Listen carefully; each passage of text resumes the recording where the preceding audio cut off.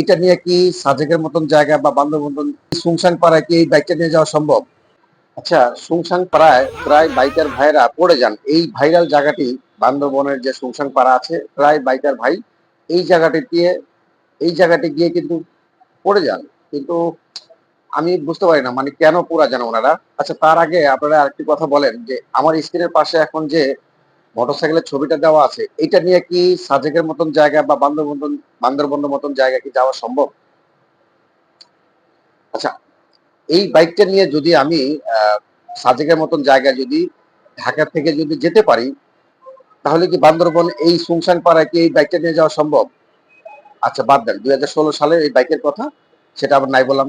বর্তমানে ইদানিং বাইকের ভাইরা যে এত সুন্দর সুন্দর বাইক নিয়ে বান্দরবনের সুন্দর সুন্দর জায়গায় সুনসান পাড়া, বগালে কেওক্রাডাং পর্যন্ত কিন্তু যান।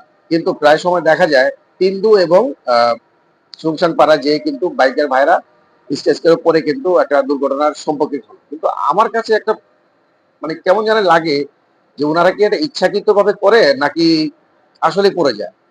তাহলে আমরা কি ধরে নিব যে এখানে যারা বাইক নিয়ে যাচ্ছেন তাদেরকে অভিজ্ঞতা কম হতেও পারে। কিন্তু অভিজ্ঞতা না থাকলে ভাই এই ধরনের রিস্ক কেন নেন আপনারা?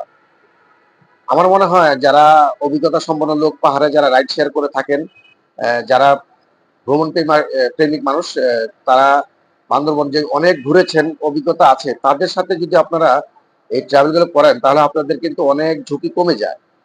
এই যে দুর্ঘটনার ঝুঁকিগুলো কিন্তু অনেক কমে যায়। আচ্ছা দেখেন, আমি আপনাকে একটা ঘটনা বলি। 2016 সালে আমার স্ক্রিনের পাশে যে মোটরসাইকেলটা দেখতে পাচ্ছেন, এই 2016 সালে কিন্তু ঢাকা থেকে এই মোটরসাইকেলটা নিয়ে কিন্তু আমি সাজেক ভ্যালিতে ভ্রমণ করে আসি। কি অবাক লাগছে? বিষয়টা একদম সত্যি। তো এই মোটরসাইকেলটার 100 সিসি একটা মোটরসাইকেল, জনসন কোম্পানির চাইনিজ। যে মোটরসাইকেলটার 4টা গিয়ার।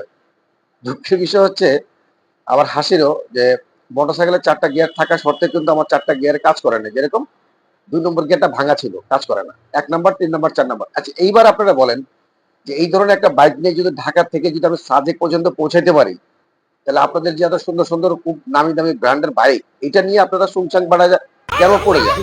যে ইদানিং বাইকের ভাইরা ওই সুনসান পাড়ায় গিয়ে পড়ে যায়। তো ঘটনাটা কতটুকু সত্যি আমার খুব জানতে ইচ্ছা করে।